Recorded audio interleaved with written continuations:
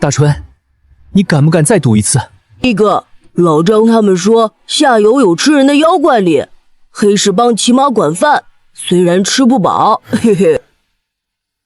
我也想像大春一样无忧无虑，哪怕被黑帮强抓良丁，欠卖身骗，在码头做免费的力工。可我是穿越者，还有系统，我这一生只能被困在这个破码头吗？距离下次抽取词条还有10分钟。我的抽词条系统每年只能抽1次，最高甚至能抽到神话级词条，原地飞升。然而，在过去的17年，我抽了17次，全是白色。愣着干嘛？找打呀！距离下次抽取词条还有3分钟。筒子，你给力点啊！不能让我欧一次吗？你也不想看着你的宿主这一辈子就这么荒废了吧？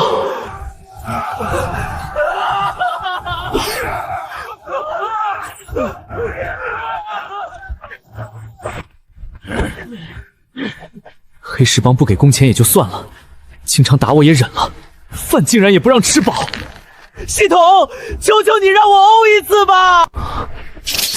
倒计时结束，开始抽取词条。求求了，来个金色传奇吧！算了，瞎摸一个。欧皇，赐我力量吧！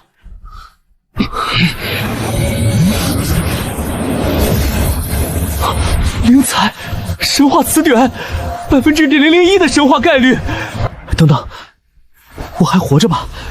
没有消耗我的寿命换取幸运吧？模拟器冷彩神话，你拥有了模拟器的外挂。模拟中，你可以对模拟进程进行适度干预，其每年可以进行1次词条抽取。模拟结束后，继承全部词条、技艺、境界、功法、技艺，开始模拟吧。骚年，冷彩神话词条，这哪是神话？这尼玛开挂呀！从这个描述来看，只要我在模拟里活得够久，通过模拟增加抽取次数，总能抽出一个有用的词条，压榨我和大春的黑石帮，还有杀我亲人的一伙人。洗干净脖子等着吧，马上就要来找你们算账了。开始模拟。钱塘江上潮信来，今日方知我是我。家乡被屠，亲人俱亡。巨大的刺激之下，你崛起了宿会，意识到自己是一位穿越者。在黑石帮的鞭子下，你和一众苦力宛如行尸走肉，不知明日在何方。第1年，18岁，开始词条抽取。浪里小白条，白。我就在河边，水性好，肯定没坏处。你用浪里小白条替换了奈厄，你意识到自己开始模拟了。快点，今天还有3船货，干不完3天不给饭。监工的鞭子声让一众苦力直发抖，你表面佯装害怕，内心已经在盘算着，等自己强大以后，用几种方法弄死这群混蛋。入夜，你刚准备休息，却听见工头王强的声音：“来3个人，有个美差。”有好事？你才不信！你装睡。陈毅，别装睡了，你刚刚还在河边尿尿，我看见了。无奈，你只能起身走过去，不然王强肯定揍你一顿，然后让你做美差。明天天光未亮之际，会有人带你们去清河下游10里亭给河神送饭。事成之后，你们可以去怡红院爽3天。早就听说黑石帮和河妖达成了约定，每个月主动送几个人下去给他吃，让他不要影响漕运。从模拟内容来看，8成真是这样。靠！既然如此，今晚就逃。后半夜，当所有人都沉沉睡去的时候，你纵身一跃，跳入水中。你要游到对岸。之前老子绝不会用这个办法，但是现在有了浪里小白条词条，可以搏一搏。你在水中使劲扑腾，游泳技术果然大大提升，就这样游到对岸，完全没问题。陈毅跑了，快来人啊！尼玛，全都在装睡！哼，看看是你游得快，还是我们的船快？王强带人上船，正要拔锚开船，岸边忽然火光冲天，大川江码头上用于照明的火盆泼到了还没运走的一堆货物上，大火瞬间烧了起来，整个码头乱作一团。快救火！这批货要是烧了，帮主非宰了我们不可。王强也顾不上追你了，赶紧带人打水救火。火光中，你隐约看见一群黑石帮的帮众骂骂咧咧地抓着砍刀扑向了大春。大春在洛丁村的时候已经救过我1次了，没想到在模拟里发现我要逃跑，还是义无反顾地帮了我，甚至活出了性命。他可能智商不高，但有情有义，日后我若有能力逃出黑石帮，一定要把大春带上。哗啦啦，河水搅动，你来不及为大春的死而悲伤，不能让他的牺牲没有意义。你要活下去，活到能有修炼机缘的那天，再将模拟中的修为继承出去，让现实中的你和大春逃离黑石帮的压榨。你拼尽全身力气，在冰冷湍急的河水中游到了对岸。上岸后，你面临下一步该何去何从的抉择：一、去投靠白云县城的三姐；二、荒野流浪，躲进深山老林；三、游回去。请做出选择。投靠三姐还是苟在野外呢？选项3是来搞笑的，直接淘汰。大哥二姐在我8岁那年去山上采摘失踪了，至今杳无音信。三姐在我15岁那年嫁到了白云县城。我记得三姐夫是一名武者，去投靠三姐的话，应该能接触到武道，兴许能问问怎么获得根骨，或者没有根骨能不能修炼。你选择一，漆黑的夜，冰冷的风，你在山林里狂奔，你要去白云县城投靠你的三姐。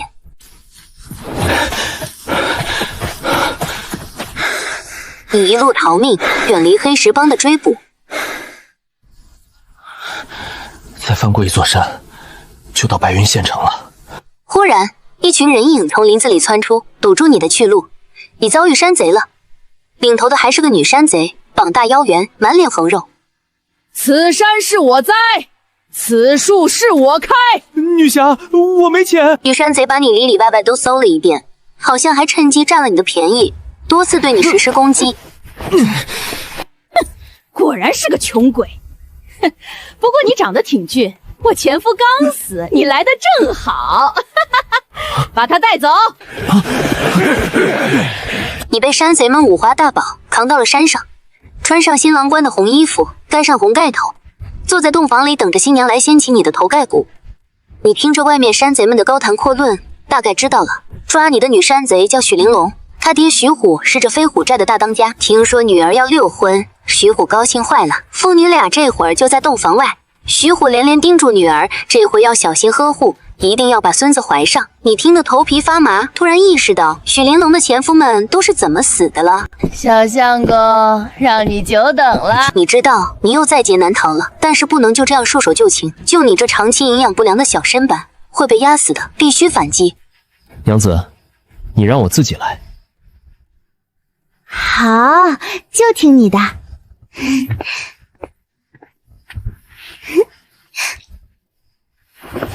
受苦了，师哥选错了路线，对不起了。许玲珑对你十分满意，严令整个寨子的山贼都不许欺负你。虽然晚上遭罪，但白天的日子过得还可以，大鱼大肉畅吃，美酒佳酿畅饮，不用做任何劳动，晒太阳就行了。你说你想练武，许玲珑将寨子里的功法都送给了你，让你随意挑选，他手把手教你。可惜你没有根骨，武道入不了门，只能学些拳脚功夫，强身健体。第2年19岁，开始词条抽取，抽取成功。基尼太美，白，你擅长唱跳、rap、篮球，是否调整词条？你用基尼太美替换了3角级发达。虽然还是没用的词条，但是末期少年穷，只要我活得久，迟早能抽到有用的词条。来到山寨的第2年，你整个人都精神焕发了。你坚持运动，以及被迫坚持运动，体质算是锻炼出来了。山贼兄弟们，大家好，我是入寨练习1年半的相公，太厉害了！寨主，不好了，官兵打上来了！什么？官兵上来，我们怎么一点消息都没有？巡逻的呢？放哨的呢？陷阱呢？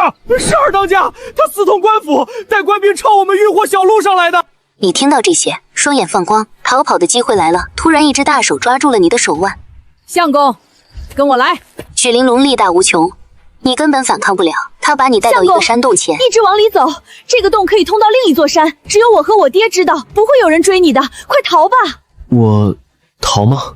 你没想到许玲珑跟你来真的，他似乎真相信了你平时在山寨里演给他们看的一面。相公，别管我，自己逃！我去为你引开官兵。走！可是大姐，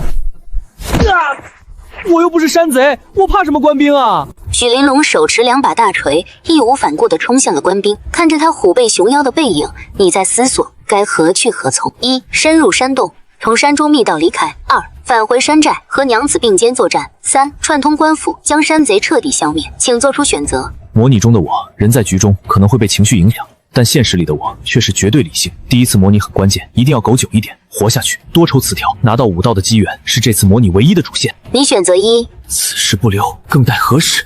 阴暗潮湿的山洞里，你一路摸黑前进。许久，前方光线大亮，你从这条两山之间的天然隧道走出来了。辨别了一下方向后，你继续往白云县城而去。次日，你到达了白云县城，你在街道上看见了官差的车队，囚车上押解着徐虎、许玲珑等山贼头目，他们身负重伤，奄奄一息。你没有多看，悄然退到人群之中。三姐出嫁的时候，你送过亲，所以仍记得三姐家在县城的位置。三姐的小院儿被贴上了白色的封条，上面写着大前青州巴陵郡白云县衙封。怎么被查封了？你趴到围墙上，看见里面早已被搬空，只剩满地落叶。你找到附近的邻居打听了一下，哎呦，这个杀人狂魔一夜之间杀了10户人，上个月在菜市口斩首了，县太爷判他9族流放。你是他什么人啊？我应该不是他9族。什么情况？沈青山怎么成了杀人犯？我记得三姐夫他分明是一身正气、气宇不凡之人，而且他也是一名官差，是县城斩妖司的斩妖人，这里面怕是有什么冤情吧？这么说，三姐被流放了，按照模拟的时间，沈青山1年后被斩首，也不知现在案发了没有。我就这么一个亲人了，不能放任不管。只可惜我现在自身难保，也只能干着急，还不知何时能逃离黑石帮的控制。你不知道大钱的9族是怎么算的？稳妥起见，你给自己重新取了个名字，叫陈东。为了谋生，你在县城的悦来客栈做了店小二，老板娘是个寡妇，宅心仁厚，对你们这些打工的十分照顾，饭菜管饱，平日里的工作也不苛责刁难。倒是有些客人一言不合就会出手打骂你们这样的底层凡人，尤其是某些武者，自觉高人一等，不把普通人放在眼里。第3年，20岁开始词条抽取，抽取成功，人肤感白。你总是不经意间流露出一种人妇气质，女人缘有所提升。是否调整词条？你用人肤感替换了基尼太美。一名武者因为豆腐脑是咸的，大闹悦来客栈，你被他打断了胳膊，赤裸着上身，热心肠的老板娘帮你绑绷带。阿东啊，你也别有怨气，我们这些普通人在武者面前就得低头做人，能活着都是祖坟冒烟了。哼，末期青年穷，我陈东迟早能问鼎武道巅峰，让那大道都被我磨碎。连个媳妇都讨不到，说这个。你俩对视一眼，不知咋的，也许是人肤感发力了，你俩看对眼了，感受到了彼此眼中的火热和急切。当晚你不顾伤势，和老板娘干柴烈火，努力劳动。日后你和老板娘成亲了，摇身一变成了悦来客栈的老板，你的生活一下子从社会底层变成了士绅阶级。果然吃软饭才能少走弯路。谁说白色词条没用？我第一个不答应。不知道老板娘是什么模样？结婚多年，你和老板娘恩爱依旧，白天相敬如宾，晚上干柴烈火。唯一的遗憾就是你们难有子嗣。唉，要是我们有个孩子就好了。这种事情得随缘，和孩子之间也是要看缘分的。第11年，28岁开始词条抽取，越老迈越幸运。绿，从你60岁开始，每个整10岁抽词条时，保底获得稀有词条，且当次抽取会小幅提升稀有以上词条概率。是否调整词条？白了这么多年，终于绿了。这个词条可以等到60岁的时候再装配上去，保底一个稀有也不错。陈毅作为一个凡人，连续经历武者横行、妖魔祸患、战乱连年的世界，状态狼狈艰辛。这是我们的孩子。第13年，30岁，这一年你和老板娘终于怀上了孩子，是个男孩。悦来客栈大开3天流水席，宴请全城父老乡亲。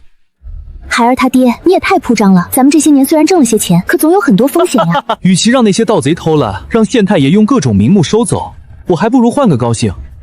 阿东，你又飘了，我们只是凡人。再说了，我陈东的儿子出生了，岂能不昭告全城？末期中年穷，我陈东绝非池中之物。阿东，第16年，33岁，你们的2女儿出生了，你再次大开流水席，宴请3天。第20年，37岁，儿女双全，家有产业，生活殷实。渐渐的，你都快忘记自己是在模拟之中了，只觉得这一切太真实，太幸福。第23年，40岁，一名魔道武者闯入白云县，他手持一面黑气腾腾的幡旗，见人就杀。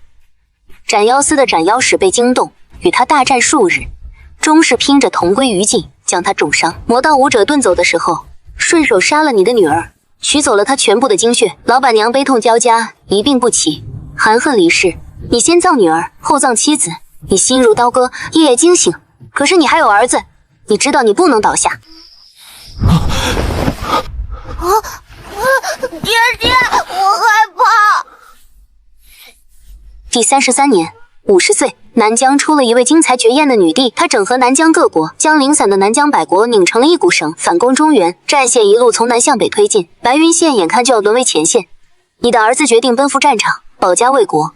儿啊，能不去吗？战场太危险了。父亲国之不存，家喻何为？您从小就喜欢对外人说，我陈东的儿子将来定有出息。如今到我建功立业的时候了。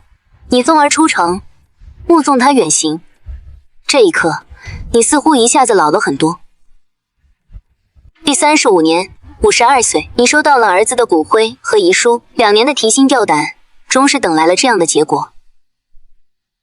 你将他葬在了母亲和妹妹身边，你在坟前哭坐3个月，头发全白。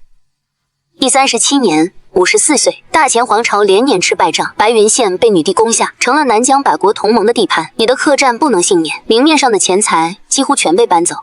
好在老板娘曾告诉你，她在家中老树下还藏了一些银子。肉夜，陈一拿着铁锹，在客栈后院的老槐树下挖出用油布裹得严实的木盒，木盒打开后是整整齐齐的几锭银子。陈一指尖抚过银锭，眼眶泛红，眼前闪过老板娘当年藏银时的温柔模样。第40年，57岁，一头虎妖从山野中杀出，闯入白云县，大肆作乱。斩妖司倾巢出动，和他在县城里殊死搏杀。虎妖与斩妖司的人战斗时，将你3层楼的客栈毁得稀巴烂。这客栈是你最重要的固定资产，被毁后你想要说法，便去找斩妖司索赔，结果被扫地出门。你看着客栈的废墟，自嘲地笑了起来，不知是笑自己的天真，还是笑着是的。手上的银钱不多了，想重建客栈不可能了。你遣散了厨师、小二、杂役，这些年你待他们亲如一家人。他们走的时候只拿了该得的工钱，没有收你的遣散费。你选择离开白云县城，在城外一家人的坟地旁修葺了一座茅草屋，就此住下。第42年，59岁，正在抽取词条。这1年的词条依然没什么用。越老迈越幸运，马上60岁，这一生太苦，坚持住，胜利曙光就在明天。凡人生存何其难，由此可见一斑。城外茅草屋旁，你日出而作，耕田种菜，日落之后陪家人们说说话，然后在月光下沉沉睡去。虽然孤独，但你找到了一份短暂的安宁。第43年，60岁，开始词条抽取，触发越老迈越幸运的宝底，抽取成功，低阶根骨绿，获得低阶根骨。骚年，有了这个词条，你就可以废柴逆袭了。是否调整词条？终于，模拟中的我太苦了，筒子都看不下去了，终于给了。你那早已因为亲人离世而沉寂的心，此刻终于跳动了起来。你没有忘记自己这次模拟的使命，你带着全部积蓄来到了县城的奔雷武馆。大爷，别开玩笑了，60岁学什么武啊？60岁，正是奋斗的年纪。我交钱，你们只干叫便是，学不学得会那是我自己的事儿。收一个老头当徒弟，挑战不小啊！但是对方给的实在太多了。武道就是修炼3气：血气、灵气、精气。待你练到能感应丹田内出现一热流，那便是你的血气超过了凡人的极限，可以在丹田储存了。这便是武道的第1个境——炼体境。炼体境共有9段，每一段都需将血气翻倍提升才能突破。无妨，待会儿模拟结束，这些记忆我都会继承下来。60岁才开始修炼，想来我也提升不了多少境界。不管怎样，根骨词调拿到了，下一次模拟就方便了。第43年，61岁，修炼1年，寸功未尽。陈大爷，算了吧，老迈的身体血会流失严重，岂有练武的道理？武馆里的师兄弟，还有县城里认识你的人，都在背后指指点点。他们说你不切实际，可你从不理会外人的非言非语，一心钻研和尝试。莫欺老年穷，我陈东一定能迈入武道。第52年，70岁，正在抽取词条，触发越老迈越幸运的宝底，抽取成功。努力必有收获。当你持之以恒的去做一件事，你一定会有收获，但不一定很多。是否调整词条？还得是稀有词表效果好。多亏了越老麦越幸运，不然以稀有词表0.9%的抽取率，他抽到死也很难再抽一个出来。不用说，这个词表肯定要用，而且会有很大帮助。练功10年，牛大胆的孙子都出生了，你依然每天坚持来奔雷武馆的演武场，勤奋刻苦，每天只练一门外功牦牛劲。10年了，血气虽有提升，但还是达不到武者的标准。一开始牛大胆还收你的学费，后来就算了。有你这个吉祥物在，奔雷武馆成了周边乡县很多人的打卡点，变相宣传了武馆。如今奔雷武馆馆主已是牛有钱人。各位学徒，你们看，这位就是60岁开始修炼武道，如今70岁依然没能迈入武道的陈东老爷爷。从陈老爷子身上，我们能看见什么？坚持恒心。哎，对，不管修炼武道能不能成功，都得迈出这一步。哪怕像他一样，70岁还在原地踏步，至少不后悔曾经努力过。师傅，我进入炼体境了。哎，对，陈老爷子60岁开始修炼武道，尚且能成功，你们这些13、14岁的孩子有什么不可以的？世上无难事，只怕有心人啊！陈大爷，其实我也听说过你的故事，当初悦来客栈饭菜的味道可是我们10里8乡很有名的。可惜啊，虽不知您为何一把年纪了还要折腾自己来我这儿练武，但是我祝您长命百岁，身体健康，以后武馆就是您的家，我给您开一间小舍，您就住下吧。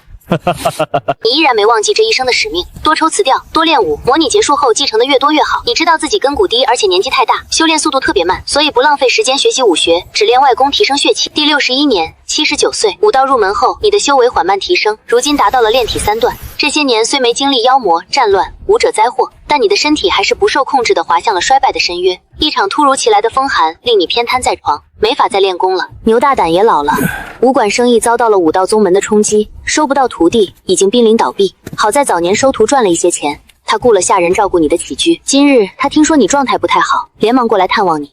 陈大爷，今天感觉怎么样呀？快死了。他眼底藏着一丝执念，只盼着自己能死慢点，把80岁的保底抽了。系统，别乱说，你可是要长命百岁的。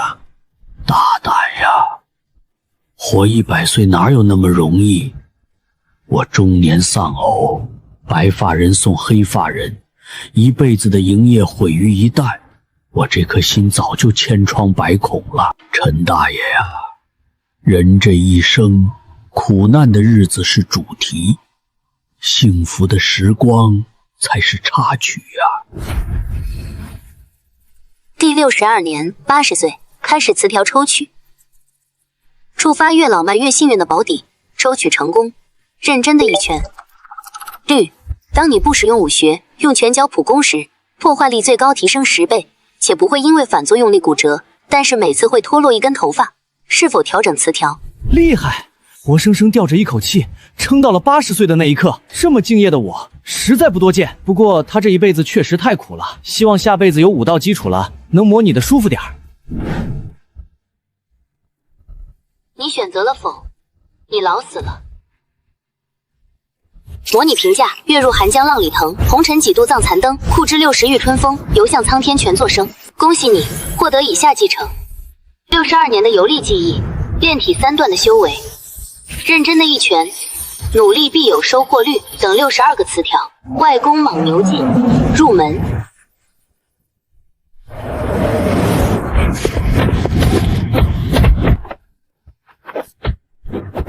这就是武者的感觉吗？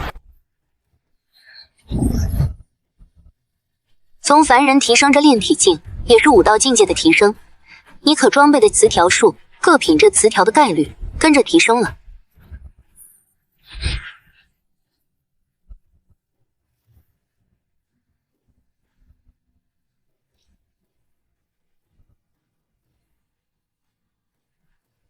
搞定，好词谣都已装配。系统，我想知道下次模拟的开启方式。模拟冷却中，剩余1年，你可以选择完成以下指引任务，直接获得模拟机会。打不过就加入，展露武者修为，混入黑石帮，从而机会脱身。奖励：1，模拟次数+1；2，精品词条抽取次数乘1。精品词条的品质不一定高，但一定有正面效果。3，低阶灵气，盐铁重剑。神话词条果然是外挂，获取新的模拟还能顺带拿点奖励。冷却时间太长了，我可不想等。再说指引任务的内容也符合我当下的情况。黑石帮内也有武者，若是直接跳河逃跑，对方乘船来追，我未必能逃得掉。更何况我不能丢下救命恩人大春不管，佯装加入黑石帮，然后找到合适的时机带大春一起离开。就这么办。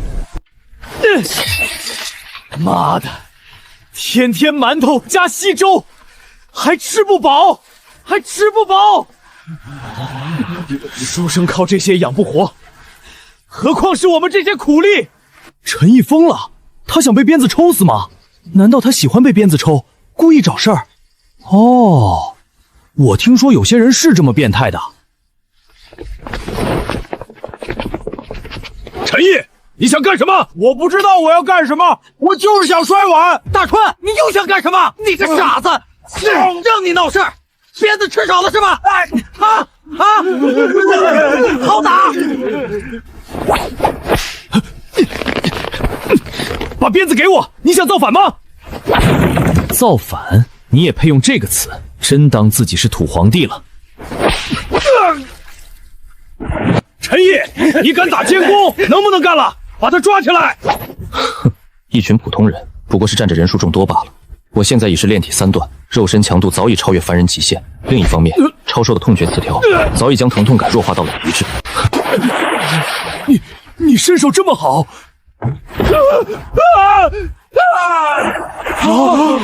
好你个陈毅，原来有2把刷子。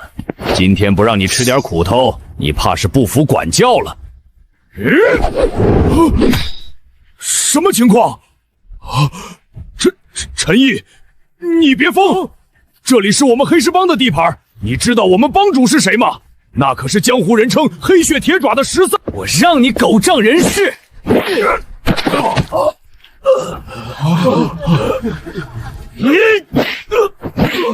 我让你克我们粮食！别打了！我让你动辄打马！饶了我，饶了我，我错了，大侠饶命啊！我让你逼我们抢钱卖身契！这事我没干过，纯栽赃啊！栽赃你咋了？我砸死你！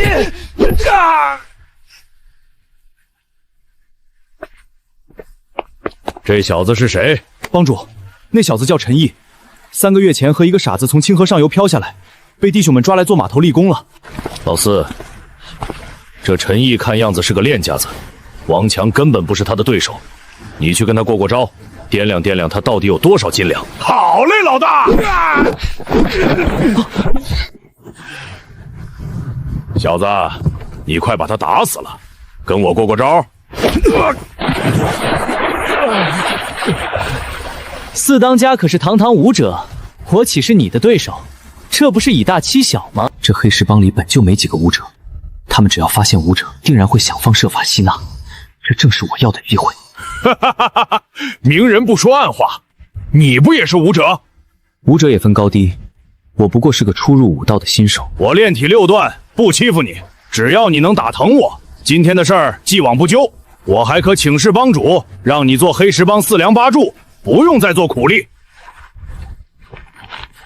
四当家说话可算数。哼，我石老四何时言而无信过？说不给你们发工钱，那就从来没发过。这货的智商，怕是能和大春坐一桌去，说话都不过脑子。2人约定赤手空拳切磋，你看着眼前游刃有余的石老四，决定将刚获得的认真的一拳辞掉效果发挥到极致，试探对方实力的同时，也能顺利入伙。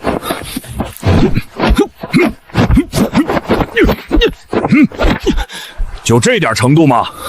连我的衣角都碰不到啊！四当家只敢躲来躲去吗？难不成是怕了我？我怕我出手不知轻重打死了你，不好给大哥交差。就你这3脚猫功夫，我站着不动让你打，你都伤不了我分毫。认真的一拳！四当家，如何？这一拳够疼吗？不疼，不过确实还不错。我这就去请示帮主。你可别再伤人了。我都看在眼里了，陈毅，既然你是个练家子，我黑石帮诚心邀你入伙任职，与我们共享富贵。往后再也不必做这种苦力活了。目的达成，但戏得演得更真一点，不能露了破绽，免得引起怀疑。我想走。老四刚刚没出全力，怕伤着你，但你不要以为他打不过你，留在黑石帮对你只有好处。黑石帮的四当尚且能收拾我，何况他这个帮主，硬拼肯定不行，只能先假意留下。既然如此，我便留下。我还有一个问题想问问，既然你是武者，为何不告诉我们，反而甘愿在此做苦力，受王强的刁难？我落水之后身体虚弱，一直无法调动血血，和凡人无异，直到最近几天才慢慢恢复过来。再说之前我也说过我是武者，只是你们的人不信。什么？我不知道啊！王强，你好大的胆子！帮主，我不知道，我真不知道啊！埋没人才，叫人家心里有了怨气。你这差事是怎么干的？把他丢下去喂鱼。是帮主，饶了我，我真不知。黑帮就是黑帮，说翻脸就翻脸。我现在假意入侯，不过是想找机会带大春一起离开。要是能顺手端了这伙人，我也没意见。就看下次模拟能不能攒够实力了。来，让我们举起这碗酒，敬我们的新弟兄陈毅。来，这职位表面上看似有地位，实际上根本接触不到帮派核心。由此可见，13并不傻，并没有一上来就给我关键位置。帮主，明天该给和珅送饭了。让王强去办吧。王强已经喂鱼了。哦，喝多了，忘了这茬。那就让老四今晚去码头上挑几个苦力吧。对了，我记得有个傻子，是不是？吃的还多，他必须去。帮主，那傻子是我同乡，笨手笨脚的，你有什么差事交给我去做就好，他干不成的。这件事儿，那傻子肯定能办成，你就安心在我这儿做教官。来，喝。还是得靠自己变强，才能解决我和大春的问题。必须尽快开始第2次模拟。指引任务完成。来一个好用的词条吧。无妨，这些都是精品词条，即便是白色也是有用的，不像姬女太美那种。游龙戏凤，白色普通。你的技巧和能力显著提升，用过都说好。这啥呀？这是我血气方刚，阅篇无数，我用得上这个？精品词条什么的，果然是忽悠人的，就是为了骗玩家氪。还是赶紧模拟吧。你已完成本次模拟的指引任务，获得了新的模拟机会。初始装备词条：模拟器彩，低阶根骨绿，认真的一拳绿，努力必有收获绿，游龙戏凤白。模拟开始，卧薪尝胆，3000月甲可吞吴。为了和大春顺利逃出黑石帮的控制，你故意展露武者实力，从而得到加入黑石帮的机会，成了帮内的一名教官。但是你对混帮派毫无兴趣，只在寻找机会脱身。第1年，18岁，开始词条抽取，抽取成功。你喜欢昼伏夜出，白天不睡觉你会情绪低落，是否调整词条？白色词条依旧稳定发挥。想要获得有价值的词条，还得是提升武道境界，抬高高品境词条的概率。光靠欧气和神抽还是太不靠谱。你选择了否，知道自己进入模拟了，那就不用太过谨慎了。明天冒个险，跑路。次日天光将亮，四当家带几个小弟押着大春和另外2个苦力，沿清河岸边往下游走，准备去十里亭进行河神祭祀。你以睡不着说服好忽悠的四当家一同随行。都给我走快点！等给河神送完了饭，你们3个就能去怡红院玩3天。嘿嘿，四大家，那怡红院里有好吃的吗？有，好吃的可多了，香肠、鲍鱼、豆腐，香着呢。河神大人，我们来给您送饭了，您老吃好喝好哟。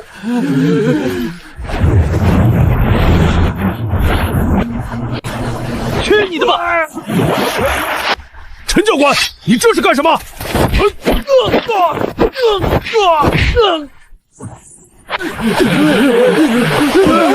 陈毅，你竟然害我！等我杀完我扒了你的皮！还愣着干什么？跑啊！黑石帮真够意思，这次一口气送来7个人吗？好，好，好，合作真愉快。河神，弄错了，我们不是这个月的饭，岸边那几个人才是啊。哦，就这个罪魁往深我心呐。啥？我是黑石帮四当家呀，你老看清楚。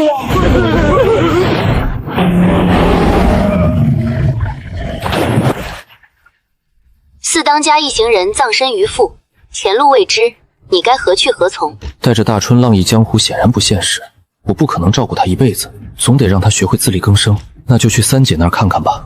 白云县城有个稳妥的地方，正好能安置大春。你选定前往白云县的路线，待大春逃出黑石帮后，沿清河上游而行。此次返乡，你走得坦荡。如今你已是炼体3段强者，寻常野兽和土匪已无法威胁你。快到白云县城时，你在山路隘口遇到了一位熟人。此山是我栽，此树是我开。哟，你这俊俏的小郎君，见到我们这些脑袋挂在裤腰带上的，倒是一点也不怕啊，还笑得出来，吓傻了吗？还有上一世的模拟记忆在，我清楚这伙山贼里只有许玲珑有炼体4段的武道修为，其他人全是凡人，不足为惧。站住，不许走！看在许玲珑上一次谋你里待你还算真心的份上，你并未伤他们性命。我等冒犯前辈，还望恕罪。这里有些银子，若前辈路上用得着，不妨拿去。看在这些银子的份上，我给你提个醒，回去盯紧你们那个二当家，他有问题。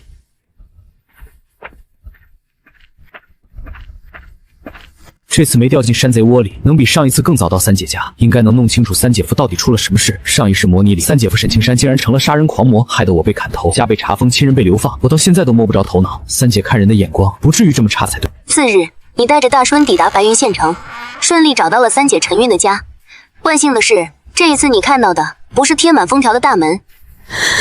四弟，真的是你！陈韵早已得知洛丁村被屠的惨剧，一直以为你和村民们一同惨死在屠刀之下，如今还能见到你活着站在眼前，他早已喜极而泣。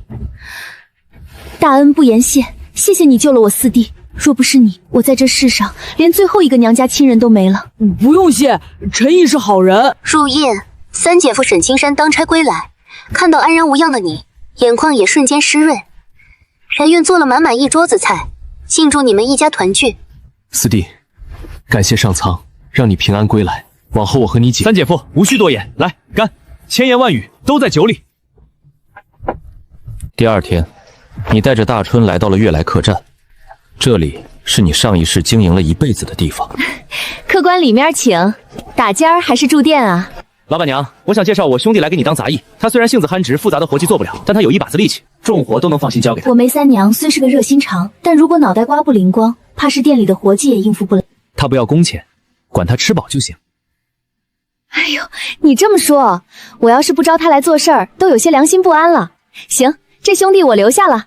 我早就知道梅三娘人品靠得住，肯定不会亏待大春，把他安置在悦来客栈，再合适不过了。从悦来客栈出来，你独自走在回三姐家的路上，一头受惊的马匹突然疯了一般，从街角冲了出来，直直朝着你冲撞来。猎猫，大侠威武，太厉害了！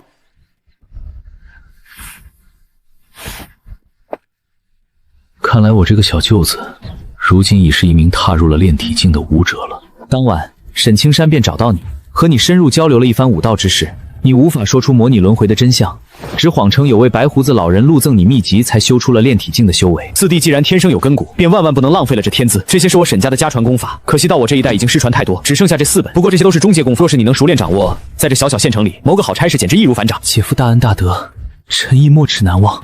一家人何必说这些客套话？祖上无根骨，自己生出根骨是万中无一的机缘，千万别辜负了上天给你的这份机遇。话说回来，还是得接触正经的武者圈子才行。这不就有新功法了？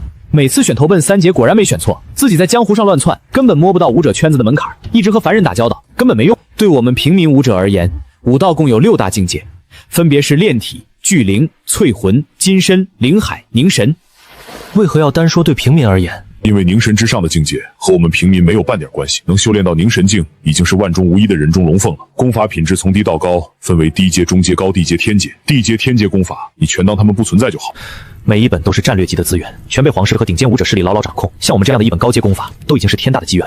沈家也曾有过辉煌时刻，如今家道中落，只剩沈青山一人，还能保住这4本中阶功法，已是殊为不易。武学是临阵对敌的战技，一枪一掌皆是杀招。外功修炼血气，你早已在上一次的模拟中知晓，而内功则是用来修炼灵气。当武者达到炼体9段，将血气提升至凡人极限后，便需要通过修炼内功凝练灵气，才能突破至下一个大境界聚灵境。你的三姐夫沈青山正是一位聚灵境武者，在这小小的白云县城里，聚灵境的修为已是能排得上号的顶尖实力。而他在斩妖司也并非普通差役，而是一名小旗官，手下管着一支10几人的斩妖人队伍。四弟，你既有这份心性，不如去参加斩妖司的斩魔人考核，和我一样在斩妖司当差，你我二人一同斩妖除魔，为民除害，岂不快哉？你觉得这个提议再好不过，只是想要通过斩妖司的考核，仅靠如今炼体3段的修为还远远不够。你决定暂时留在白云县，一边跟着沈青山修炼功法，一边查清洛丁村被屠的真相。沈青山，你怎么看洛丁村的惨案？对方行事有术，训练有术，毫无线索，动手之后没留下半点痕迹，为什么要屠戮洛丁村呢？我们只是一群面朝黄土背朝天的农民，怎么会惹到这样的狠角色？沈青山，你说洛丁村的惨案会不会是无故屠戮无辜百姓，多半是为了灭口？或许是洛丁村里的某个村民知道了不该知道的秘密。洛丁村到底为何被屠？这个问题不止模拟里的我想不通，我到现在也依旧摸不着头绪。第2年，19岁，开始择条抽取，抽取成功，午睡万岁。白，你午饭后必须午睡，不然一下午没精神。是否调整词条？白词条而已，没什么替换的必要，选否？在三姐家待了1年，你跟着三姐夫练武，虽然武道境界没有提升，但功法都有精进。你将外功从低阶的莽牛劲换成了中阶正阳诀，血气提升速度有所上升。奈何你只有低阶根骨，所以也快不到哪儿去。沈家枪和焚云手先后入门，有了这2门武学加持，再加上1年来和三姐夫的对练，你的实战能力已经大大提升。在三姐夫的介绍下，你参加了白云县斩妖司的斩妖人考核选拔，在一众考核武者中，你的武道境界基本处于垫底，但是你有认真的一拳。比试过程中，你的对手总是被你出其不意的一拳头砸得找不着北。你顺利进入了斩妖司，成为了一名斩妖人，有了稳定的收入。不过斩妖人没有编制，类似合同工，得达到沈青山那样的斩妖使级别，才算入了朝廷的官员名册，才是有编制的。你进了沈青山的斩妖小队，平日跟着三姐夫当差，没事就请教武学，十分方便。一日，沈青山接到司内任务，白云县东边的火旺村有牛妖作祟，主司命沈青山带队清剿。你们一队斩妖人驾马出城，来到了火旺村。进村一看，这里一片祥和，不像有妖怪作祟过的样子。你们分头调查。一约间，你听到了一声求救，便循声追去。你推开了一座院落的大门，入眼是横七竖八的村民尸体，还有空气中新鲜的血腥味。一道黑影从角落里忽然杀出，你本能的拔剑格挡，对方力气极大，身上坚硬无比。没等你看清楚这是个什么玩意儿，你已被他撞倒在地，而你手中长剑不知道是不是巧合，竟插进了一具尸体之中。与此同时，院子外面脚步声大作，县衙捕头韩生领着20名捕快一拥而入。大胆陈毅，知法犯法，屠杀火旺村3户18人口，把他给我拿下！你蒙圈了啊！我懂了，这就是一个局，本该坑沈青山的局，阴差阳错落在了我身上。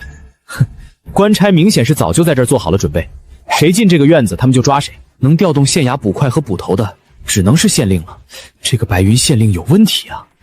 还好只是模拟，被坑了也无所谓，全当提前踩雷。你不愿束手就擒，一边和捕快们交手，一边解释你并未杀人。我没有杀人，是妖怪杀了人，我刚追进来。还在狡辩，我们亲眼所见，岂能有假？韩生也是武者，和沈青山一样是巨灵境，再加上20个捕快手持锁链从旁协助，你不敌他们，被铁锁捆缚活捉。沈青山和斩妖队的人赶到，见状拦住了韩生。韩捕头，这是什么意思？为什么抓我的人今天不给我个说法，休想把人带走？沈青山，你手下这个斩妖人滥杀无辜，以武犯禁，我当然要抓他。你如果阻拦执法，我连你一起抓。胡说八道！陈毅是什么人我很清楚，他好好的怎么会突然杀人？带回去审问一番不就知道了？沈青山深知衙门牢狱的恐怖，坚决不让韩生把你带走。双方眼看就要动手，一道严厉的声音传来：沈奇官，你在干什么？来人是白云县斩妖司主司风余城，沈青山的顶头上司。他的武道境界在白云县首屈一指，已经达到淬魂境。风余城一出面，沈青山知道他今日没法将你留下，无奈只能看着你被带走。四弟，你放心，姐夫不会不管你，我一定会向县令大人申冤，为你主持公道。你此时已经明白过来，这是一个圈套，为防三姐一家被牵连，你连连说道：姐夫，不必管我，保护好三姐和我外甥女。这只是模拟，我根本不怕死，最多少抽几个词屌而已。县衙牢狱之中，你被绑在拷问架上，眼前是密密麻麻的刑具，烙铁皮鞭，一刀月斧钉以木驴。陈毅，我劝你老实交代，乖乖认罪，不然……我认罪。啊！对，人是我杀的，全他妈是我干的。口供应该写好了吧？拿来盖手印儿。大家都挺忙的。不愧是我，明摆着喊冤也会被严刑拷打到被迫认罪，还不如直接承认，省掉一顿皮肉之苦。陈毅，火旺村案你是否认罪？认。西平村入室盗窃杀人案你是否认罪？认。广山村耕牛被杀案你是否认罪？认，赶紧的，不就是给县衙屏障吗？我懂。你安了手印后，韩生也没了脾气，把你放回了大牢。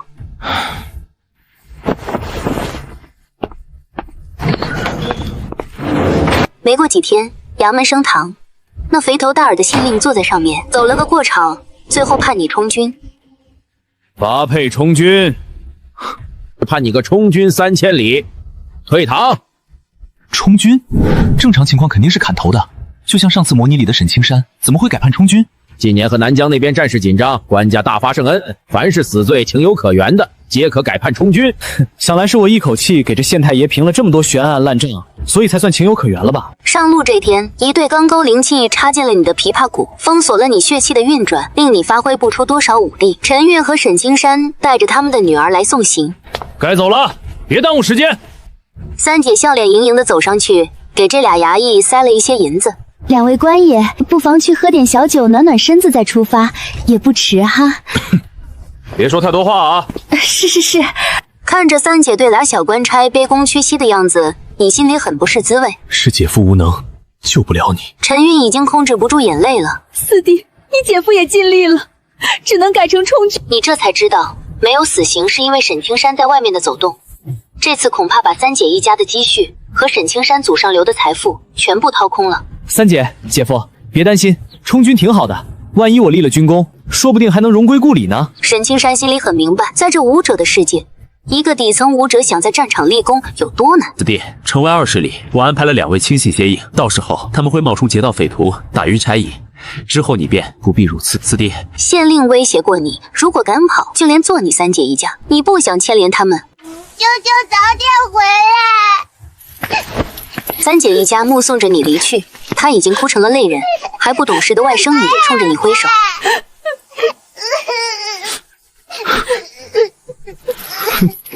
第3年，20岁，开始词条抽取。抽取成功，过目不忘。子，你拥有超级记忆力，你的所见所闻都会牢牢记住。是否调整词条？哟，1%概率的紫色史诗词条就这么水灵灵的抽到了，我挺欧啊！仔细一想，也对，0.001%的神话词条都能抽出来，1%还不是洒水？过目不忘这个词条必须换上。想靠武力在战场上立功，得比拼武道实力。我现在的水平显然不够看，可如果有异于常人的记忆力，说不定会被重用。该死的县令，等老子立功为将，回去砍了你丫的！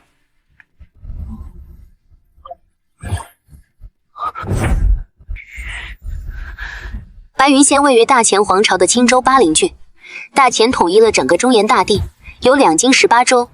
青州以南便是苏州，位于苏州最南端的镇南边军是你此行的目的地。这一方世界面积广袤，横跨2州的距离，你们足足走了1年多才到。中原大地的南边是南疆，面积不比中原小多少。南疆有上百个小国，他们内部攻伐不断，也时常侵扰中原。镇南边军就是在南边威慑和抵御边患的。作为充军犯人，你进军营后被分配到了无甲无兵的杂役营，负责削木桩、搭帐篷、处理营地卫生之类的脏活累活。和你同帐的10几个士兵也是犯了事充军的，他们都是兵痞行径，只要没人看着，就是无组织无纪律的一群人。其中一个叫老刘的老兵是这一仗士兵的老大，见到你个新来的，准备给你个下马威。新来的犯了什么事儿进来的啊？杀人。放纵。杀几个呀？100多个吧。你没胡说，县令拿你当屏障的冤大头，以前找不到凶手的案子全算你头上了。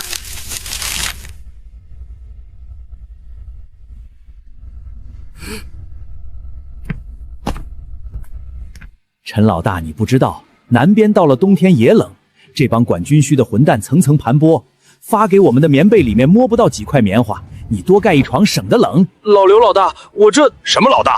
现在我是老二，你和二牛盖一床，晚上一起躺，还能互相取暖。被强行拿走被子的那哥们儿一脸苦相。我反正行的嘛。见状，你觉得自己晚上睡觉得小心背后，不怕战友背后捅刀，就怕那不是刀。第4年，21岁，凭借县衙判决文书里那杀了100多人的官方背书，杂役营里的士兵都知道你是个狠人。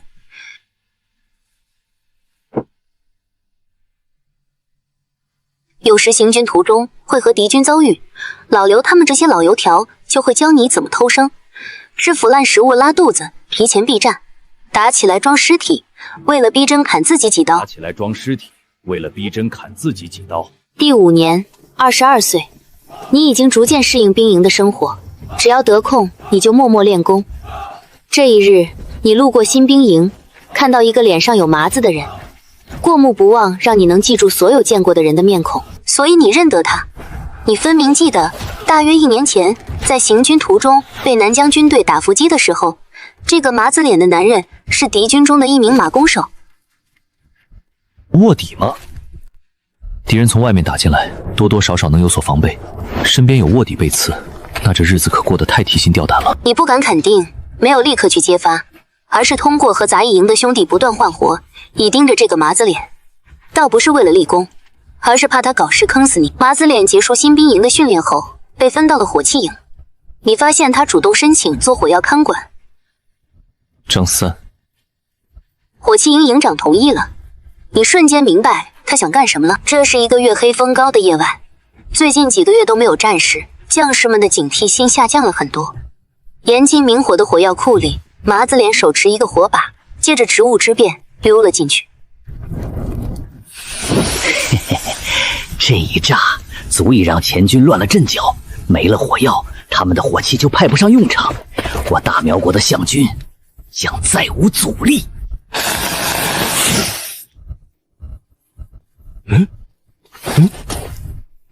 你是不是在疑惑怎么还不爆炸？把这个奸细给我拿下！你们一行人带着奸细来到帅帐之中，这一支边军的统军将领名叫孙承恩，他一身黑铁甲胄，不怒自威，身上散发着让人畏惧的强大武者气息。孙承恩没想到你们几个充军的杂役兵竟真抓住了一个奸细，他没有当场就相信你，只是将火药秘密转移到其他地方，将火药库留在原地，看奸细会不会暴露，也想看看你有没有说谎。还好这个奸细动手了，不然你谎报军情，肯定会被军法处置。参见将军。虽然你们立功了，不过我不能给你们记功，因为你们都是违法犯事被发配到我这里的，本质上是犯人。我大前律法规定，犯人不可记功。将军，其实我们很多兄弟都是在老家被冤枉的，这些地方官员强取豪夺，胡乱判案，尽欺负我们没权没势的小老百姓。够了，我不是你们的县太爷，没有义务给你们申冤。不过你们也别觉得委屈，不记功，但是我可以给你们赏赐。这份赏赐你想要吗？1. 要，有钱不要王八蛋。2. 不要，为国尽忠，这是我大前子民应该做的。3. 不要，但是我想要点别的。选项3没直说，是类似自由发挥，看剧情如何发展那种吗？这种选项可能有风险，但孙承恩不像个不讲理的人，不至于因为自己说错一句话就要打要杀的。选这个也许有意外惊喜。你选了3，副将端着银锭走到你面前时，你没拿。你这杂役，将军赏赐都不要，莫非你也想在这申冤？我没冤情，我不想要银子，这东西没什么用。感情他是真杀了100多个人，连将军的赏赐都敢拒。那你想要什么？想领兵？我不懂打仗，我想要能增进修为的丹药。在军营待了几年，你知道军需中不只有吃喝用度，还有修炼资源。在这个世界，军队里的精兵都是武者，他们一边当兵一边修炼，给他们提供修炼资源是军饷的一部分。炼体3段，你2年来都没怎么进阶，应该只有低阶根骨吧？将军怎么知道我2年来没提升？一个做杂役的武者，我当然要关注。万一你也是个奸细呢？你知道孙承恩是凝神境武者，武者到了这个境界，会拥有神识，能探测他人的修为。将军安心，我虽是犯人，但来历清白，纯种大前人。这些年卖国贼我见多了，一个1年前在你面前一闪而过，混在几百个人当中的小兵，你是如何记得他的？我只是单纯的记性好。我不信。谁能记得3个月前的早上吃了几口稀饭这种细枝末节的事？ 19口。你在拿我取乐吗？将军大可测试我的记忆力。孙承恩当场命手下搬来账目，考验你的记忆力。可不管如何考验，你都能清晰地记住所有细节，对答如流。赵虎、部族、钱万贯、马夫，陈老大真是神人啊！明日再来我帅帐，将方才你我之间的回答一五一十的复述一遍。是。就算隔一夜，你不会让他们失望。过目不忘可是史诗词条，那必须的。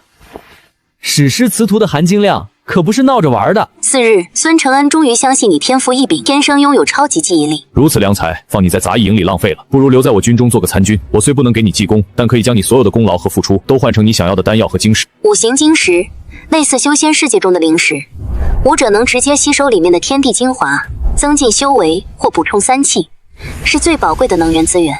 属下遵命，能有源源不断的丹药和晶石辅助修炼，属下求之不得。陈毅，你只有低阶根骨，即便靠着丹药和晶石催生修为，这一生能达到的高处也很有限。而且军中给的丹药品质较低，吃多了对身体绝无好处。为何执着于修炼一道呢？将军，人这一生都有为之拼命的事情，明知不可为，亦要为之。我陈毅也不例外。你也很清楚，努力必有收获，只能给你一个兜底，让你的付出不至于一点收获没有。死之前多抽几个词条，万一又欧了呢？没错，苟住才是王道。多活1年，多抽一次词表，指不定下次就出史诗级词表了。在接下来的模拟中，陈毅在军营中混得风生水起，过目不忘词条让他成了全军的香饽饽。他就像一个能整理情报的强大数据库，但凡遇到点问题，孙承恩都会去咨询陈毅。在军营里，陈毅俨然是一人之下，万人之上，连带着老刘他们这些杂役兵也跟着鸡犬升天，无人敢惹。陈兄弟，我老刘也敬你一杯。久而久之，陈毅过目不忘的本领，大伙儿都知道了。依赖他的不只是孙承恩了，军需官、督军、斥候等等，全都离不开他。孙承恩言而有信，陈毅发挥了这么多的作用，可是又不能记功，那就只能使劲给他赏赐，晶石、丹药、灵气、钱财供应不绝。孙承恩没有赏赐女人，他和其他领军将领不同，他不拿女人当战利品。义父，属下愿效犬马之劳。妈呀，这充军充的挺爽啊！我都想充军了，我也有过目不忘呀。第15年，32岁开始词条抽取，抽取成功，羽毛球高手。白，你的右臂力气是你左臂的2倍，臂围也是。如果你是左撇子，则反过来，是否调整词条？这个白色词条还挺有用的，和认真的一拳组合起来，等于能打出常态20倍的全力。模拟器必须装备，不然模拟会停下。低阶根治必须装备，不然没法修炼。过目不忘，本局 MVP 肯定不能摘。认真的一拳，战斗力的保障，唯一能替换的只有努力必有收获。可和羽毛球高手比，我还是更希望前者能继续发挥作用，虽然不多。一转眼，你在军营中又度过了10年，在海量丹药和晶石的帮助下，你的修为已经提升到了炼体9段的巅峰，距离巨灵只差临门一脚。但是这一脚踢了2年还没踢进去。孙承恩说有一种叫巨灵丹的丹药，能帮助你这种根骨差的人突破巨灵境。但是这2年战事不断，军需处送来的巨灵丹因为边境战火纷飞，不知道送哪儿去了。苏州、兖关，孙承恩和他剩余的2万边军被大食国蛮象大军围困在此。这是一座要塞小城，城高河深，易守难攻，但面积不大，城中百姓较少。这里有一座大型粮仓，里面的粮食还足以支撑半年以上。将军，那帮南麻子又在城外叫阵，让我出战吧！你要去就一个人去，我不拦着你，别带兄弟们去。不是将军，这大师象军手持15米长灵气巨枪，胯下6米高的蛮象异兽，虽只有数百骑，但足以和我们几万步兵对冲。将士们在他们手上吃的亏还不多吗？这几日在城墙下溜达的象兵变少了，即便有过来骂街的，那些蛮象看着也有些萎靡不振。我估计这些异兽可能适应不了中原的气候，染了疾病。但是也要当心，这是诱敌之计。大鄂的军队现在深入我们苏州腹地，后勤线拉得非常长，只要我们坚守不住，报告！下发金牌谕令，是令苏边军统领孙承恩立刻出城迎战大鄂军，收复失地。这已经是第10道催促我们出战的金牌了。皇帝怎么回事？光知道催我们出战，一点援军也没看见呀！奸臣当道，蒙蔽圣听。陛下恐怕以为苏州丢了10几座城，是我们边军怯战，故意放的。昏君！孙承恩再一次抗旨不遵，他陷入了两难境地，要做忠臣，又不能眼看着手下弟兄出去送死。明明是功力深厚、正值壮年的武者，头上却爬上了白色的发丝。孙承恩的两难境地终于在2个月后，朝廷的钦差大臣到达兖关后结束了。外面围城的敌军一听钦差大臣是来催孙承恩出城迎战，当场8抬大轿把他送了进来，还加送锦衣玉食。钦差大臣宣读圣旨，命令孙承恩若是再不出战，将问罪处斩。事已至此，孙承恩无他路可走。入夜，书房内，你和孙承恩的副将以及几位亲信被他叫了过去。明日开南门，我自领悬赏万户侯取我，只要我出现，敌军一定会蜂拥而来。届时，其余将士扮作百姓，和关内百姓一体从北门离开。将军，皇帝逼你去送死，还效忠他做甚？反了吧！反了吧，将军！将军您比那狗皇帝英明百倍，这皇帝之位你怎的就做不得？风水轮流转，愿誓死追随将军。哼，陈参军怎么不说话？因为我知道将军的秉性，宁死不做反贼。在这个武者的世界，简直地狱级别。最顶尖的武者势力正是大前皇室，没有顶尖实力，根本不可能成事。但是将军，就算不造反，也没必要明知必死也要出战，还有其他路可走。不必说了，将那钦差一决。将军，我记得你曾说过，有些事明知不可为也要为之。半夜，你思绪万千，难以入睡。孙承恩是一个让你敬佩的人，他兵法娴熟，用兵如神，以8万的牺牲挡住了大食国100万大军的攻势。但明日就是这位英雄将领落幕的时刻，今夜你无法安睡。李二狗，吃了吗？好嘞，好嘞，今晚还有酒喝呢。赵铁蛋儿，上次的箭伤好些了吗？伤没好别喝酒呀。宋瓜，又赌钱呢？让将军知道了，非得打你80军棍不可。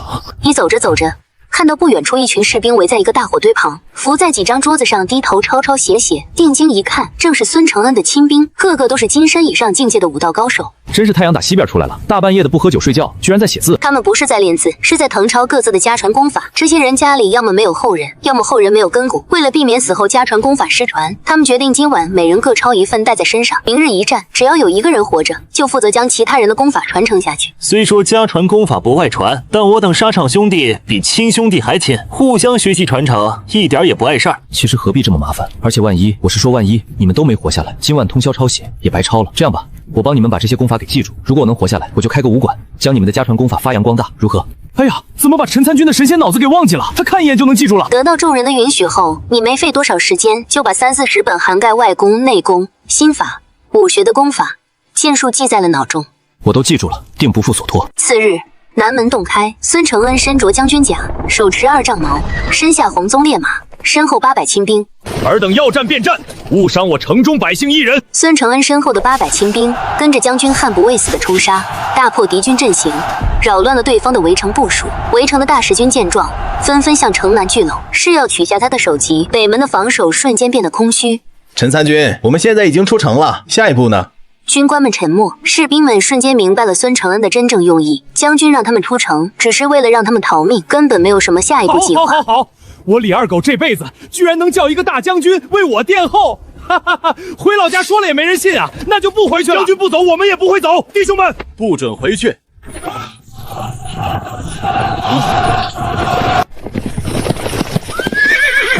妈的，不就少抽几个词调吗？我他妈燃尽了！你俩干啥呢？放开我！将军有令，万一参军不自量力要村战，就把你强行带走。不行，放开我，将军，我不能走啊！将军，我要和边军同生共死啊！不料，大食军在北边设了埋伏，逃亡的百姓经过时，大量敌军杀出，不分青红皂白，大肆屠戮。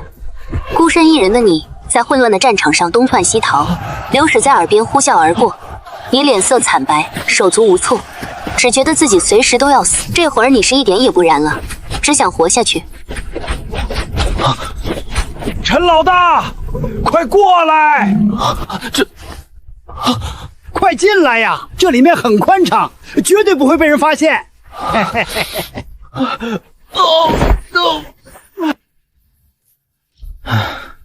嗨，你又受苦了。第16年，33岁，正在抽取词条。抽取成功，蜘蛛感应绿。当危险靠近的时候，你会汗毛倒立，起一身鸡皮疙瘩。是否调整词条？这个挺有用的。反正境界卡在了淬体巅峰，哪怕一直修炼，靠自己突破巨灵境也很难。不如先把努力必有收获换下，用蜘蛛感应。你用蜘蛛感应替换了努力必有收获。凭借蜘蛛感应，多次对危险做出提前感知。你和老刘在战场上捡了一条命。这一战，苏州边军全军覆没。眼观百姓无一幸免。孙承恩倒下后，大食军队再无绊脚石，一路长驱直入，连下苏州31城，完全攻占益州。可笑的是，朝廷依然认为是孙承恩的边军阻敌不力，导致小小的南疆蛮人竟能占领中原一州。你以后要以姓埋名，我只是个小人物，不一定有人记得。可你在边军里太有名了，让朝廷知道你还活着，一定会捉拿你。我想找个宗门拜拜，看能不能收我做个大灵徒弟，然后赏我一颗聚灵丹。我听孙承恩说过，大陆上的武道宗门不参与战争和政治，半人身份影响应该不大。你还想着突破聚灵境？不是我说，这玩意儿也是看气运的。有些人低阶根骨突破没压力，有些人一辈子都上不去，还是别浪费这个精力了。第17年，34岁，四处寻找武道宗门的路上，你们顺道去了一趟老刘的老家，看到老家断壁残垣的房屋。老刘得知，作为家里唯一的亲壮，在他被充军没几年后，他的父母被吃了绝户，妹妹更是被卖到妓院，没几年也死了。那一天，一向吊儿郎当的老刘消失了3天。你们听说了吗？皇上到现在还认为孙承恩没死，不知道躲在哪儿避战，还下了海捕文书，要护龙司满天下抓一个死人。何止啊！自从大然国拿下苏州、南疆各国、西凉3大王朝、北境诸部，全都蠢蠢欲动，都想来中原分一杯羹。大前皇帝一看三面开战顶不住，居然决定把百花公主下嫁大食国王，再割让苏州的土地求和，真是把祖宗的脸都丢尽。摔得好，茶水免单，凡时刻因朝廷丧权辱国而气愤衰晚，统统免单。是咱们大钱的人，怎么就打起咱们大钱的百姓来了？这大钱啊，就像这些被摔碎的碗，烂了。值此家国飘摇之际，你将何去何从？前面说过，这个世界造反必败，更何况我这个小卡拉咪，所以1不能选，选择3比较稳，能活更久的几率更大。但选择2，说不定有机会得到聚灵丹。没有冒险精神，怎么能成功呢？我选择2。你选择了2，孙承恩的死已经令你对朝廷彻底失望，所以你不再关心大钱将走向何方。今后你只想尽量活得久一点，多抽词条，以及找到一个愿意收留你、给你聚灵丹的武道宗门。陈老大，我没有家和亲人了。以后我想跟着你，可以吗？也好。第18年，35岁，你已经拜访过一些小宗门，但都吃了闭门羹。这已经是你今年第4次遇到屠村，你们走到哪儿，他们就杀到哪儿。可奇怪的是，无论是在村民们还活着的时候，还是死了，蜘蛛感应都不曾有过反应。陈老大，我们赶紧走吧，万一凶手还在附近。走吧，这些人，命不好。我的亲人也是被一伙神秘人屠村的，难道屠洛丁村的和今年碰上的这些屠村凶手是同一伙人？第23年，40岁，你依然没有放弃拜师，但是随着年龄越来越大，在军营期间，炫丹药炫太多的后遗症开始浮现，令你时常咳嗽。你必须每日勤加修炼，才能抵御血气的降低。老刘啊，这次要是还不行，我想回老家歇歇了。正好这一带离白云县也不算太远，我还有点积蓄，开个吴刚年将军签兵们交代我的事情完成。这几年在外面东奔西走的，着实有些累啊。陈老大，你去哪儿我就去哪儿，开武馆我就给你当扫地大爷。怎么会？村民是凡人，恶人要屠他们很容易。可这凌风阁就算不是什么大势力，怎么也被屠了？哪有这么巧的事？你走到哪儿，屠杀就跟到哪儿。可为何蜘蛛感应始终不发酵呢？这是什么拉卡的稀有私药？陈老大，你快来，你看这是不是聚灵丹？是的，这是聚灵丹，太好了，你我一人一颗。没想到我这辈子也有机会到聚灵境呢。看上去要突破了，一旦突破聚灵境，等模拟结束，现实中的自己也将成为聚灵境武者。这小小的黑石帮最厉害的帮主，也不过炼体9段，聚灵境在这里就是降维打击。到时候我想走就走，想来就来，7进7出都行。黑石帮，你们的末日要到了！呵呵。随着药力的逐渐化解，你的体内开始浮现第1缕灵气，成功了！你成功突破至聚灵境，高品质词条抽取概率提升，可装备词条数加2。老刘，你怎么认识聚灵丹？我可没跟你说过聚灵丹是什么模样。你在军中有人跟你说过吗？你，我不认识聚灵丹，但是我可以问他们。是你屠了凌风阁，也是你屠了我们经过的那些村子。正是。不对，你哪有这种实力？曾经没有，直到6年前，我得到了这个。在第1次模拟中，同样是这一年，在我40岁的时候，万魂幡白云县有一位手持万魂幡的魔道武者，在县城大肆屠戮，还害死了我的女儿。说不定真是同一个人。哦，陈老大，你也认识这宝贝？果然是宝物，名气就是大。那些村民，他们那么热情地招待我们，还有那些孩子，你怎么下得去？只要能供养万魂幡，万魂幡就会反哺我修为。我这么差的资质，短短6年就达到了淬魂境。若是正常修炼，怎么可能？这可真是个好宝贝。别傻了，看看你凹陷的脸颊，他不是在反哺你，他在利用你，这是个邪物，快把它丢掉。那又怎么样？变强不需要付出代价吗？这是什么破世道？我遵纪守法，那些当官的拿我顶罪，害我充军。我的家人善良敦厚，被那些恶民吃了绝户。你敬佩的孙承德将军又如何呢？还不是被逼死了？自己活下去，变强才是天经地义，才是唯一王道。来吧，陈毅，我不会伤害你。无论是在军营里，还是从眼关逃出来，你帮了我很多次。我这个人知恩图报，这大宝贝你我共享，如何？他在骗我，8成是老刘快老死了，万魂幡想找下一个冤大头。此时的老刘极有可能已经被邪物彻底控制。老刘，你慢慢疯吧，我还想多活几年。哈哈哈哈！你以为你跑得掉吗？正阳诀，三阳开泰。陈毅，你跑不了。看来这把只能等着死了。大胆魔头，休要再伤人！三将军18门派，今日便要替天行道，诛杀你这魔头！诸位道友，定要销毁这万魂幡，不能让他再祸害人间！杀！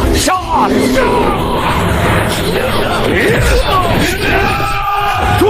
绝不能让他跑了！这还有个活口，他被万魂符正面吸食了元气，活不了了。我们快去追魔头吧！呀，是恩公，师傅，让我照顾他吧。你自便吧。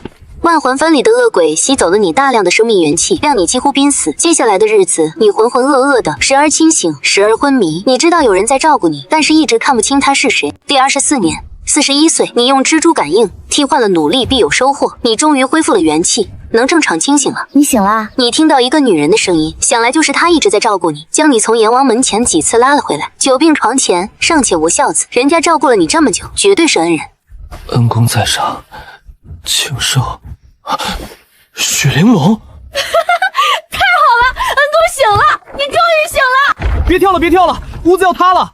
不是，怎么是你呢？还有，你干嘛叫我恩公？叫反了吧？当初在白云县当山贼，偶然碰到了你。你是许玲珑吧？你要小心飞虎寨的二当家。这话我记心里了，一直小心提防。果然发现二当家有问题，在勾结官府。可惜我那将种老爹不相信我，官兵上山围剿的时候，他战死了，我只好自己逃生。后来辗转来到三江郡，被清汤门发现有中介根骨，收我做了徒弟。1年前我和宗门长辈去对付魔头，正好碰见了你。人各有命，人各有命。恩公。其实这些年我一直没有嫁人，作孽啊！这都能遇到许玲珑，真是无言以对。模拟里也就算了，现实中我可不想和他有过多纠缠。你在最近的马口镇落脚，许玲珑打着清汤门的名头帮你招生，武馆很快开了起来，你取名为承恩武馆。第27年，44岁，马口镇只有你这一家武馆，生意红红火火。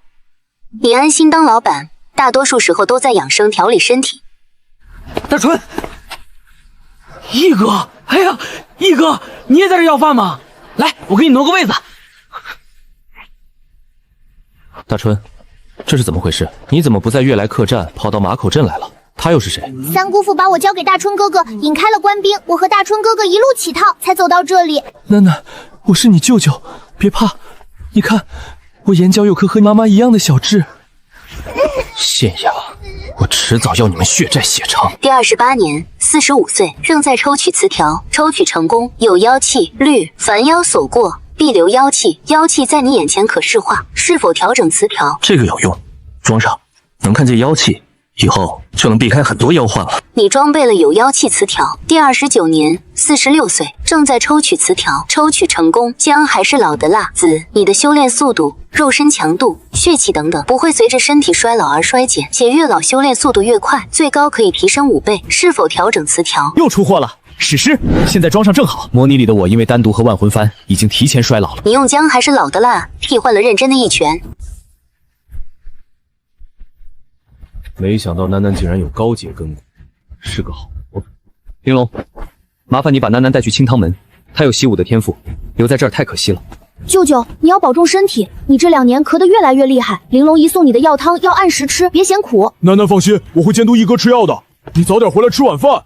第33年，50岁，你的身体机能仿佛七老八十，但在努力必有收获和姜还是老的辣双重作用下，你突破至巨灵3层。第35年，52岁，你把武馆的生意交给了大徒弟田文，他经商头脑出众，把武馆打理得井井有条。第38年，55岁，你的身体每况愈下，修为却突破至巨灵5层，你自知时日无多，决定前往白云县查清当年的真相。好像在模拟里待久了，我就会淡化这是模拟的印象，不像一开始那么潇洒，而是多了很多羁绊。其实现实中的我不也是这样吗？在这个世界生活了18年，对家人朋友的感情都是真的。这白云县里竟然到处都飘着妖气，颜色深浅不一，看来有不少妖藏在这里。来者何人？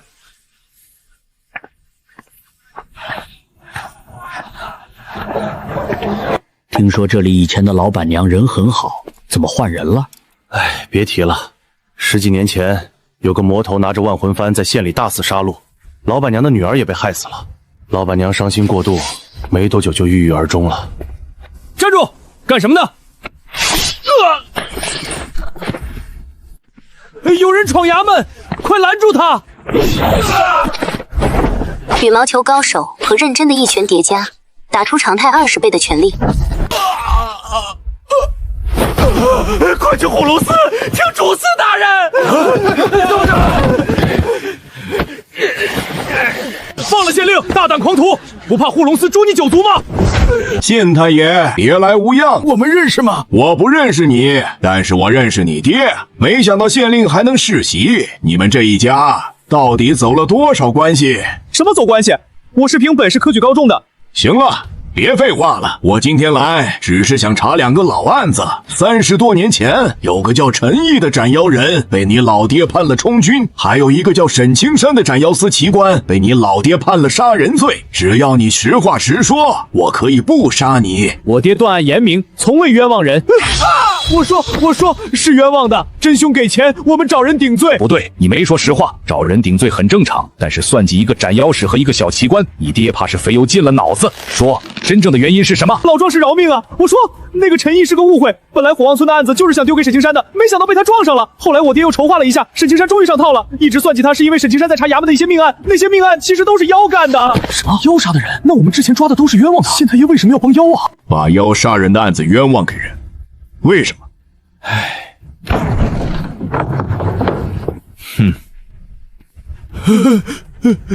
我让你们去护龙司找人帮忙，谁让你们去斩妖司的？嘴巴不牢的东西。你不懂阵法，但从笼罩整个县衙的光幕来看，他已经把这里彻底封锁，任何人都进出不得。你们知道了不该知道的，今天全都得死。风余城可是淬魂境武者，在这小小的白云县里，除了护龙司里那些神龙见首不见尾的龙卫，没有人是他的对手。凤主司，饶命啊！上有8尺老母，下有3岁娃娃。凤主司，我什么天天？我是个聋子。人都一把年纪了，还回来做什么？没死在充军路上，就找个穷乡僻壤苟活着便是。所以你才是幕后黑手。风余城不知道，你确实是这么干的，只是这辈子有点倒霉，先是单独整多了，后来又被老刘坑了一把，所以时日无多了。为了不浪费一次模拟的机会，这才回白云县大闹县衙。真正和妖族合作的人是你，县令不过是听你的话，利用职务之便掩盖白云县里的妖魔害人事件。若地方长期有妖魔作祟，朝廷会问罪当地斩妖司，但妖魔是吃人，于是我想到与县衙合作，将妖杀人案件改成是人杀人，随便嫁祸几个倒霉蛋，如此上面会认为白云县妖患不多，我与这一带妖族的合作就能长期维持。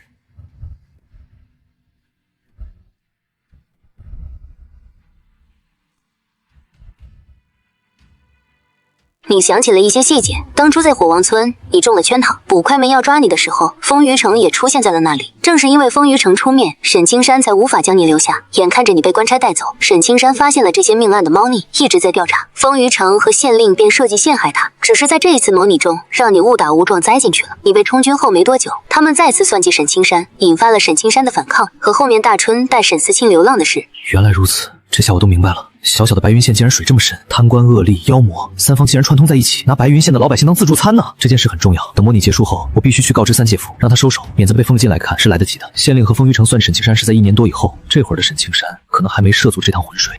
你这么帮助白云县的妖族，能从他们手上得到什么力量？我和你一样，不过是低阶根国，所以你能明白，像我们这样资质差的人，要修炼武道有多难。我和妖族合作，他们用新鲜人血和妖气为我炼制血妖丹，助我突破天丝的禁锢，不断提升修为。这下你明白了，为什么白云县里这么多妖气，连妖族都有保护伞了。什么情况？阵法好像在给他提供力量，他都已经是淬魂境了，还要提升力量，我们今天是非死不可吗？是的，你们都死定了。你十分坦然，反正你也时日无多了，与其死在病床上，不如在一场轰轰烈烈的大战中倒下。虽然结果一点也不轰轰烈烈，你和风余城本就有境界差距，再加上他为求速战速决，还利用阵法提升自己的力量，差距就更大了。在你闭眼之前，他最后看了你一眼。不要怪我，武道为尊的世界，我不这么做就是别人砧板上的鱼肉。等着，我们下辈子再斗。模拟评价：顾木不忘辅将心，忠魂倒地国不宁，身怀残阳思旧梦，白发全开黑夜明。恭喜你获得以下继承：1. 39年的游历记忆；2. 巨灵5层的修为；3. 过目不忘子，姜还是老的辣子，武学沈家枪，精通武学崩云剑法，入门等等。模拟结束。巨灵5层的修为，我终于能感受到灵气了。用灵气催动的武学，比单纯用身体蛮力轰出去的会强大很多。这次模拟继承下来送的4门中阶功法，从孙仇恶亲兵们手上得到的家传功法也有几十本，所有功法都藏在了我的记忆之中。如果哪天能发挥作用，随时可以取出。金色和彩色的概率，单从数字来看，都提升了10倍啊！燃并木，俩加起来才2%，想抽中还是得靠运气。模拟冷却中，剩余1年，你可以选择完成以下指引任务，直接获得模拟机会。指引任务：离开黑石帮，带大春前往白云县老家。黑石帮已经困不住你了，回家吧。游子奖励：1. 模拟次数+1； 2. 精品词条抽取次数1； 3. 引灵丹10。还等什么？陈教官，您这是怎么了？生这么大气？我不吃香菜，谁让你在中午的火锅里放香菜的？陈教官，这是怎么回事？吴队长，是香菜，陈教官不吃香菜啊！什么乱七八糟的？不必慌张，那是个奸细。奸细？快带我去库房！我方才从这奸细口中逼问出，他还有同伙，已经混入库房当值，今日准备将库房中的银两全部弄走。1分钱难倒英雄汉，在现实世界里，钱财是生活必需品，我可不想花时间去赚钱。最好的办法当然是劫富济贫了。那是库房的钱，不能让他们得逞。陈教官，跟我来！好，你们这帮奸细，果然在偷银子。二狗子，你去通知帮主，其他兄弟给我宰了这帮混蛋。后面没人啊！这巡逻队长说我们是奸细，我们是把一些书籍档案搬出来晒太阳，防止上煤啊！干什么？姓吴的，你疯了！姓吴的，你要造反吗？放屁！你们这些奸细，今天一个也跑不了！狗咬狗，这都是靠压榨可怜人赚来的民脂民膏。今天我就替天行道。库房的东西实在太多了，没法都带走，剩下的也不能留给黑石帮。待会儿去码头接大春，顺便让码头的苦力们来库房自取所需，把黑石帮的财产全给他瓜分了。这个面具，屠了我亲人以及整个洛丁村的神秘人，脸上戴的就是这个样子。黑石帮怎么会有这个面具？难道黑石帮参与屠村了？什么情况？这是都是自家兄弟，怎么还真刀真枪干上了？谁跟一群奸细是自家兄弟？四当家，姓吴的要造反啊！都别废话，没有人能骗得了我石老四。只要把你们都干掉，麻烦就没了。上！搞定了！我就说没人能骗得了我。陈教官，不需要你帮忙了，我已经解决了这帮麻烦的家伙。四当家，不对啊，陈教官好像在偷钱啊！姓陈的，你这是什么意思？我堂堂四当家，缺钱用的时候都只敢偷偷拿一点，你怎么能一下子拿1箱？这个面具是谁的？不认识。你先把那1箱钱放下，不然别怪我不客气。不认识你就去死吧！有何？你小子和帮主吃一顿饭就不知天地为何物了是吧？你们都别动，我要亲自教训他。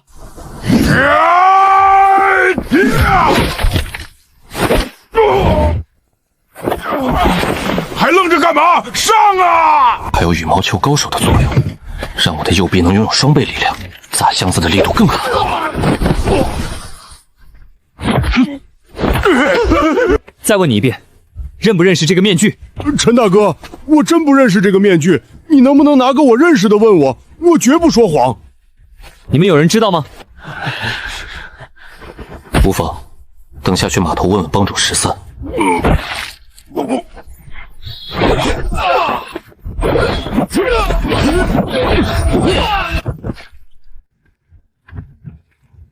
境界压制，死屌效果，手持灵气，3大优势让我在黑石帮如入无人之境。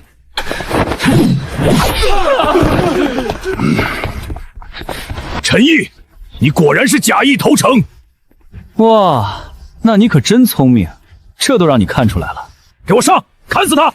老大，上去的兄弟都被他砍死了。没胆量的东西，你们就是因为畏畏缩缩，才让他逐个击破。如果你们一起上，他就是再厉害，能一下子杀光你们所有人吗？你们怎么都不干活了？大春，你也不用干活了，我们回家。好，我听一哥的。 2堂口给我堵住码头出口，3堂口的人上船堵住水路，其他人跟我一起上。我们黑石帮还能让他一个人灭了不成？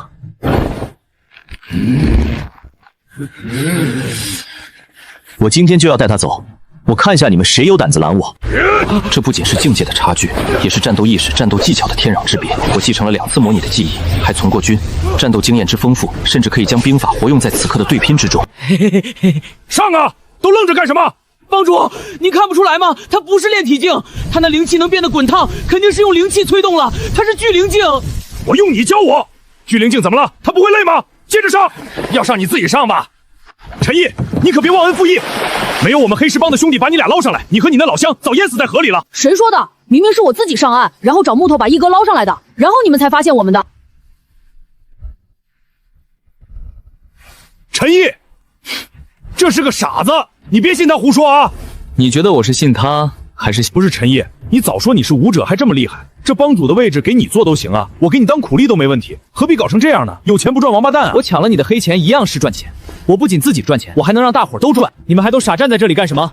黑石帮已经完蛋了，刚刚跑掉的那些喽啰，现在一定在他们的库房里大肆瓜分钱财。你们去晚了，可就一口汤都分不到了。多谢陈大侠搭救啊！我们来生当牛做马，也一定要报大侠保重。我从总督那边一路杀到码头，黑石帮剩下的人不多了。这帮苦户能从幸存的帮众手上抢到多少东西，就看他们自己的本事了。大侠饶命！大侠饶命！那天从上游飘下来的不止你们2个，还有一个人，这面具就是戴在他脸上的。有个兄弟说这面具很难毁坏，好像是灵气，就留下了。那人呢？当时就是一具尸体了，被兄弟们随便挖个坑给埋了。埋哪儿了？带我去。你要把他挖出来？不是我，是你。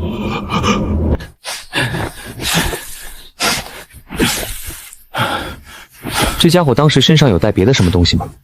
比如一块令牌、一块玉佩之类的？没有，他就这一身黑衣，还有一个面具。黑衣白面具，的确是那天屠落丁村的神秘团伙的打扮。我印象中，他们个个都是武道高手，怎么会死了一个呢？在模拟里，我问过沈青山，官府没有调查出什么，所以不太可能是官府动的手。难不成是有什么大侠路见不平，仗义出手？咦，这个世界可没有烫头染发，出现红头发一定有特殊原因。一哥，他跑了！我让你先跑1000米。陈毅，等老子东山再起，咱们新仇旧账一起算，洗干净脖子等着吧。什么玩意儿？焚云手！着火了，着火了！陈毅兄弟，饶了我吧，我给你当苦力，当奴隶。哼，我可没有压迫别人的习惯。当日你发现我们哥俩，若能放我们离开，也不会有今日之祸。好香啊，一哥！这可不能吃。走吧，我们回家。去县城的悦来客栈，请你吃大餐。是那只河妖，坐船不安全，沿着河岸走吧。大春，我还不知道你叫什么名字呢。我叫大春啊，哪有人姓大的？村里的人以前都叫我大蠢话，大蠢话，叫着叫着就变成大春了。说起来我也得跟你道歉，我小时候也跟其他小孩一样欺负过你来着。有吗？我都不记得了。人不能没有大名呀，你是我们村的人，应该也姓陈，就叫陈大春吧。我可不可以叫小春？听上去可爱一点嘞。行，陈小云，听说了吗？盘踞在城外十里亭码头的那个黑石帮被人给一锅端了，帮派总导里连块木头都没了，全被搬空了。一个人？好家伙，莫不是说书先生说的那种一位路过的武道宗师吧？这黑石帮可真够倒霉的，惹到了这种大人物。听说县太爷一怒之下，也只敢怒了一下。谣言就是这么产生的。黑石帮的帮众有幸存的，他们四散逃走后，大吹特吹我的牛逼，不然显得他们没保住自己帮派多无能啊！没想到县令也听信了谣言，哼，自然是不愿为了一个经营黑帮的小舅子。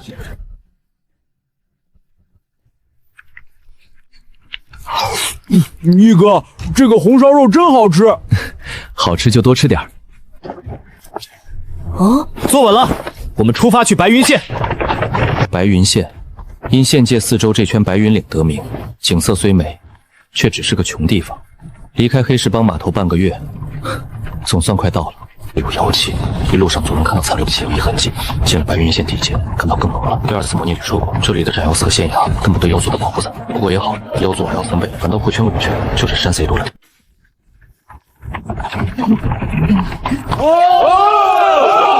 此山是我栽，此树是我开。唉，怎么又是你？你为什么要说又？哈哈，不重要，不重要。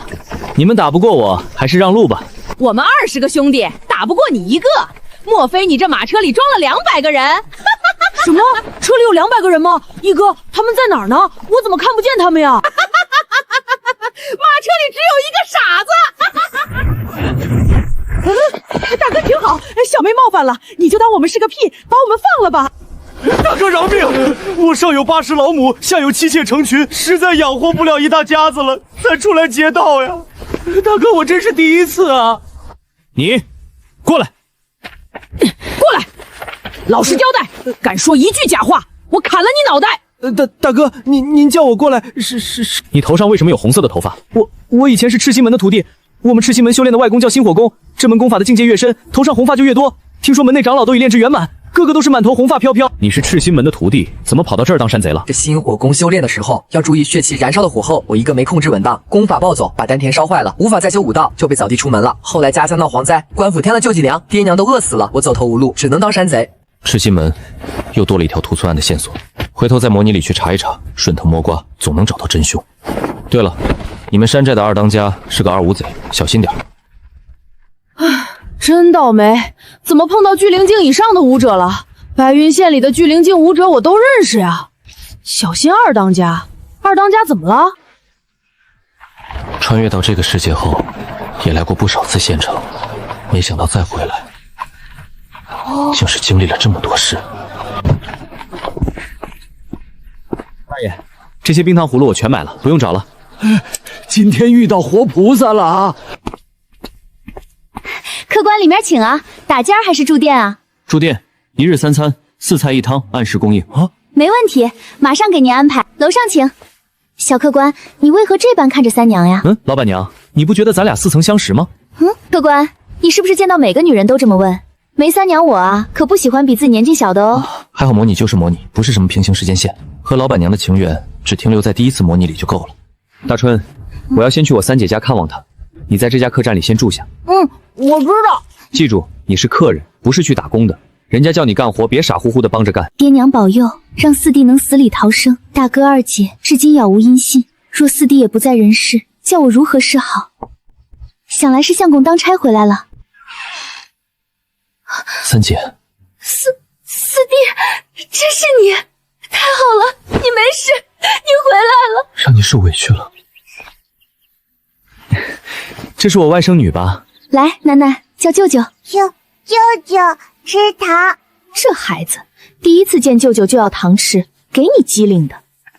想吃糖还不容易，舅舅这就带你去买，想吃多少都可以。好哎，四弟，你别这么宠他。再说你死里逃生，哪有钱给他买这些？洛丁村被屠那天，是大春拉着我跳了河，才躲过一劫。后来我们遇到了一个好心的老武者，他把我们捞了起来，教了我一门外功。不久前老武者云游去，不方便带着我们就回了白云县。途中救了一个被野兽袭击里的负伤，他答谢了我一些银钱。苦了你了，你那钱别乱花，留着娶媳妇儿。暂时就先在三姐家住下，我去给你收拾一个小屋出来。哥哥，指引任务完成，奖励已发放。系统出品，果然是精品。这引灵丹的丹香比模拟里军营的劣质丹药强太多了，单独几乎可以忽略不计。现在我是巨灵境，白色词条概率降到79%了。精品词条，你可得对得起这2个字啊！夺宝奇鼻，好消息，你的鼻子现在能闻到力的至宝气味。坏消息，不是至宝你闻不到啊！能寻宝的词条，这可是玄幻世界啊！宝贝数不胜数。想来是我境界太低，探测范围太小。或者这里根本就没有至宝，我是不是可以去找万魂符？第2次模拟里，老刘就是回了趟老家后头发开始变白的，8成是那时候得到了万魂符，被消磨了生命力。现实里拿万魂发太危险，现在模拟有人魂供养，杀妖不就行了？有妖气祠庙，还怕找不到妖吗？下一次模拟可有的玩了。三姐，你给我在窝棚里铺床被子就行，不必弄得这么好。我亲弟弟又不是外人，住什么窝棚啊？其实我打算过阵子在县城里买套院子的，到时候就搬出去了。说什么混话？一家人分什么2个家？咱家里就我和你姐夫，多住你一个不是绰绰有余？你那钱都给我留着，娶妻生子开销大着呢。你都成年了，还没一个相好，爹娘在九泉之下都该着急了。我这当姐的，三姐以前没有这么啰嗦呀。莫非爹娘去世后，她自动适应了长姐如母的可能对三姐来说，这会儿能为过去几个月以为我也死去了的伤痛。不过我一个老爷们儿，还是得遇到合适的宅院就买下来。你这几个月都去了哪里呀？有没有受伤？有没有挨饿？姐姐的嘘寒问暖，让我感觉到这世上依然有人真心待我，挺好。哈哈哈，四弟，这不是四弟吗？哈哈，老天有眼啊！四弟，你这几个月去哪儿了？我四处找你，你再不回来，你三角的眼泪都快哭干了。四弟，既然你也入了武道，我赠你几门功法，你好生修炼。待你功力精进，我引荐你去斩妖司当差，和我一起斩妖除魔，为民除害。岂不多谢姐夫？这些功法我在第2次模拟里早就已经掌握了，不过还得装模作样使出焚云手这类这招式。沈青山怕是要以为我偷师了。斩妖人是个好差事，不过我未必能通过考核呢。四弟放心，修炼上有任何问题就找你三姐夫。你就别乱吹牛了，自己不也才聚灵境？四弟以后说不定比你厉害呢。唉，子孙不继啊，不能重振我沈家往日荣光。姐夫，你最近是不是在查一些衙门的命案？你怎么知道？你怀疑衙门结的一些命案里，那些凶手是被冤枉的，真正的凶手其实是妖族。这你也知道？别查了，这里面水很深，牵扯到的人你惹不起。就算你自己愿意为真相舍生忘死，难道不为三姐和囡囡考虑一下吗？我虽怀疑有人包庇作假，但并没有查出什么证据。四弟，你是怎么肯定会牵扯到什么人的？是我那位已经去云游的师傅告诉我的。白云县里有些事，他老人家可就能比这的每个人都清楚，多的我不方便跟你说了，懂的都懂。总之你不要再查了。四弟，我岂不知查这些案子可能会面对什么？可若是你见到那些被冤杀之人的家人，看到他们的孩子被视作异类，连学堂都去不了，想必你也会理解我。我听县丞相里的人说，半年后巴陵郡斩妖司会有斩妖校尉下县巡查，是吗？正是。郡里每5年巡查一次下辖县村的妖患，再过半年正好是下一次巡查。我知道白云岭所有妖族老巢的位置。届时将这情报交给那校尉，让他们直接去把白云县的妖都灭了不就好？被冤枉的人可能暂时翻不了案，但这些妖族再也不能害人，至少别让悲剧再发生。凭有妖气词条，我确实能追踪到妖族的位置，不过我没打算现实中去做这件事，等模拟里找到，继承记忆不就好了？四弟此话当真，千真万确。所以这段时间里，姐夫你千万别再去碰那些案子。当然，郡司如果发现白云县妖患众多，但上报上去的没几个，一定会彻查到底。届时那些被冤枉的人自然就能翻案了。哈哈哈哈！好好好。什么风余城，我还风余修呢。这把模拟，我们既分高下，也决生死。开始第3次模拟。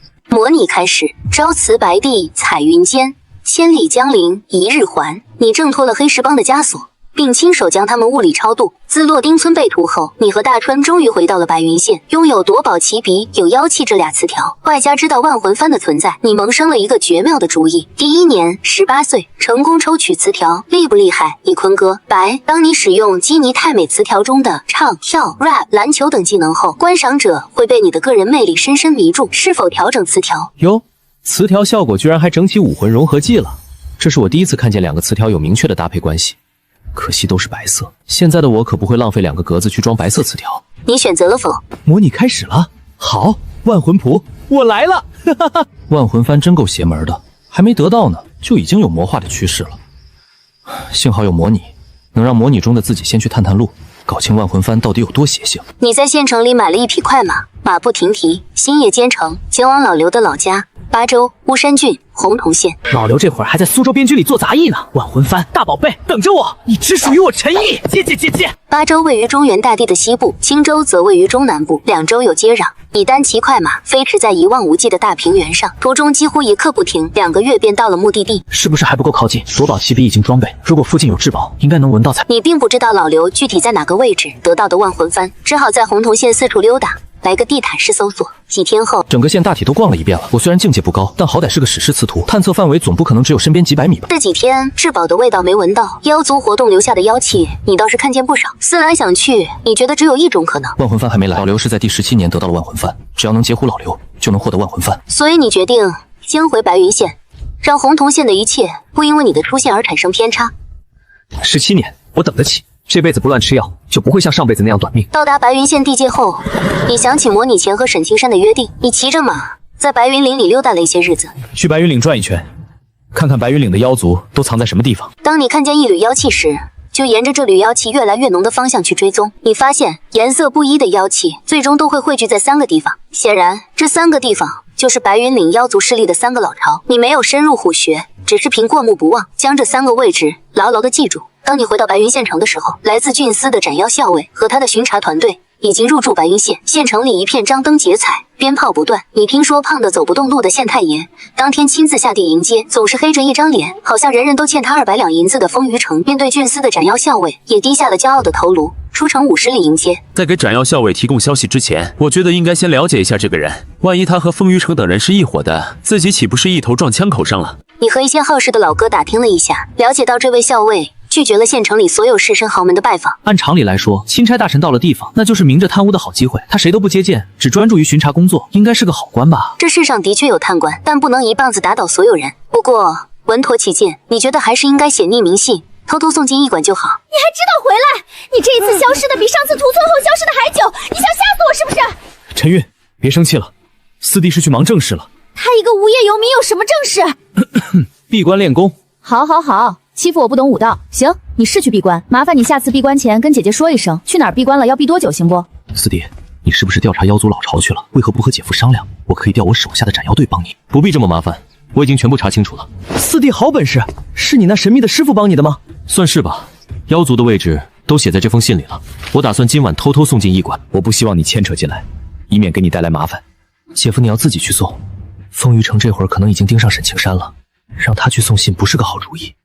其实我还有一个更合适的人选。风主司、曹县令，白云县内妖患清明，百姓安居乐业，不为妖患所扰，二位功不可没。此番回郡司，我定汇报镇妖将大人，为白云县治妖有功记上一臂。全仗老天眷顾，那些妖魔很少来我们白云县。张大人，我有冤要伸。哪儿来的刁民？莫不是要行刺张大人？来人啊，乱棍驱鼓！住手！曹县令，一个柔弱女子罢了，让她把话说完，不必动手。张大人，求你为我主持公道，我的丈夫是冤枉的。他敦厚老实，待人友善，亲朋邻里对他为人无不赞不绝口。他从未杀人啊。我是一名斩妖人，只处理妖患。你若是有冤要申诉，应该去县衙，这不是我该做的事情。张大人是妖患啊，衙门屈打成招，逼我丈夫为妖顶罪。还愣着干什么？把这个疯女人拖走！张长老，住手！夫人，你慢慢说。农妇边哭边说，将事情的来龙去脉一五一十地讲了出来。陆陆续续的，又有10几个百姓从人群中走出来，跪在张淼身边，哭诉自家亲人的冤情。曹县令，这么多喊冤的人，你这个县令当得不够称职啊！这都是些刁民啊，张大人，你可不能信他们的话。诸位百姓，今日便在这城门口，曹县令要重审大家的案子。曹县令，没问题吧？没问题。张大人，这里面有白云县所有妖族藏身的位置，是一位贵人托我交给您。想来今日当街申冤的主意，也是这贵人教你们的吧？张大人，风余城跑了！追！搞定了。之后，所有冤案都被翻案，胖县令重审案件，把自己审进了大牢。风余城跑了，他是个地头蛇，退路很多。郡司和县司的斩妖人根据书信中提供的位置，携白云县驻防营的500士兵前去围剿妖族，结果空手而归。张淼并没有因此怀疑农妇提供的是假情报，因为他们在那几个地方确实发现了大量妖族活动的痕迹。张淼推测是逃跑的风余城去通风报信，让妖族逃走了。没想到这位风主司也是幕后之人，我本以为最多牵扯到县令罢了。白云县的事情解决了，三姐一家应该不会像之前模拟里那样惨了。万魂幡还有17年才出现，这段时间不能光家里蹲，我还有事情可以做。姐夫，你知道赤心门吗？知道，是我们巴陵郡的一个2流宗门。怎么，你想去拜师？正是，不过我只有低阶根基，不知道人家愿不愿意收。如果你很想去的话，我可以为你引荐一番。姐夫虽然境界不高，但沈家祖上和赤心门的一位长老是旧识，让你入个门想来不难。那太好了，现实里也可以复刻这一套办法，铲除风余城这帮家伙，到时候还能提前布置一下，防止风余城逃跑，真正实现一网打尽。第2年19岁开始词条抽取成功。异族最严厉的父亲今，当你与非人族战斗时，自身血气最高可以提升至100倍，非人族对你造成的伤害无条件弱化100倍，且异族蛊惑对你无效，非我族类，其心必异。战斗吧，勇士！是否调整词条？哇哦，金色传说，1.9%的概率，有点说法啊。对异族特攻，我打异族剧痛，异族打我不了我，对异族永远清醒。要知道，这第3次模拟，我是打算利用万魂幡去杀妖养仆，再让万魂幡反哺自己，像老刘那样打破根骨限制，快速提升修为。有了这个词条，杀妖可就安全又轻松了。而且这个词条不是只针对妖族，是异族，所有非人族群都是异族。现在就差个万魂幡了。不过去赤心门也挺重要的，看看我能不能查出更多和洛丁村被屠有关的线索。还是把努力必有收获换掉吧。这个词条只能保证重复做一件事，不会一点收获都没有，属于兜底的，不能追上线。你用异族最严厉的父亲替换了努力必有收获。